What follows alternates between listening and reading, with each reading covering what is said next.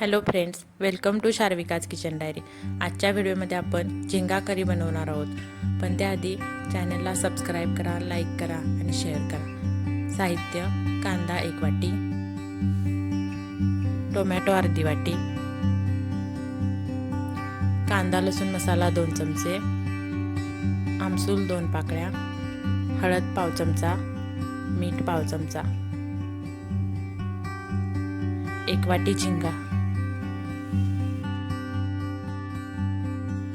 सगळ्यात आधी आपण येथे कढई गरम करून घेऊया।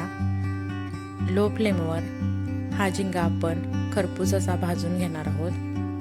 हा लहान साईजमध्ये आहे, तुम्हाला हवा असेल तर मोठ्या साईजमध्ये देखील तुम्ही झिंगा घेऊ शकता। बाजारातून आणल्यानंतर हा चाळणीने चाळून स्वच्छ करून घेतला आहे। काही भागामध्ये याला गोलमा देखील म्हटलं जातं। तुम्ही बघू शकता इथे खरपूस असा हा झिंगा भाजून घेतला आहे। आता आपण हा एका बाउलमध्ये काढून घेऊया। इथे मी एका बाउलमध्ये थंड पाणी घेतलं आहे। हा झिंगा आपण थंड पाण्यात 5 मिनिटं भिजत ठेवणार आहोत, त्याच्यामुळे याचा जो खारटपणा आहे तो देखील कमी होईल। इथे मी 1 चमचा तेल गरम केलं आहे। आता याच्यात कांदा घालूया। कांदा चांगला सोनेरी रंग येईपर्यंत परतून घेऊया।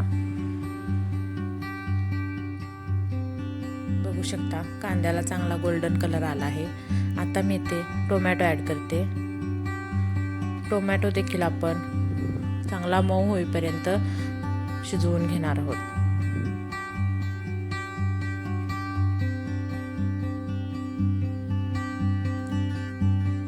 आता आपण याच्यात हळद पावडर घालूया। इथे मी पाव चमचा मीठ वापरला आहे। झिंगा खारट असतो, त्यामुळे त्या बेतानेच आपण इथे मीठ वापरायचं आहे। बघू शकता 5 मिनिटानंतर हा झिंगा पाण्यामध्ये पूर्णपणे सोक झाला आहे। आता आपण याच्यातलं एक्सेस वॉटर काढून घेऊया। अशा पद्धतीनं मी सगळ्या झिंग्यातलं पाणी काढून घेते।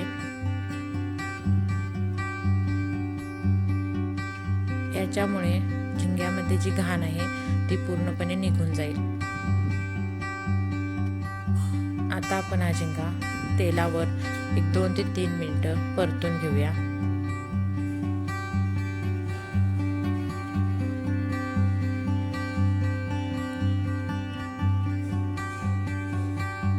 इथे मी लाल तिखट ॲड करते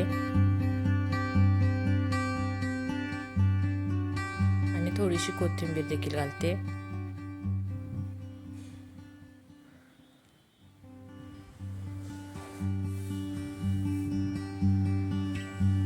हे सगळं चांगलं परतून घेतलं आहे।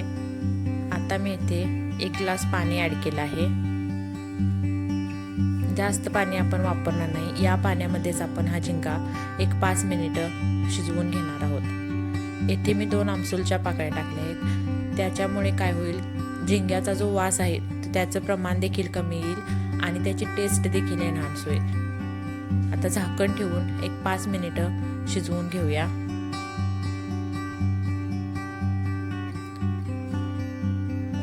बघू शकता तुम्ही करीला किती छान टेक्स्चर आला आहे। चला तर मग तयार आहे आपला झिंगा करी। आवडली असेल तर नक्की करून बघा आणि अशाच नवनवीन रेसिपीजसाठी चॅनलला सबस्क्राईब करा, लाईक करा, शेअर करा।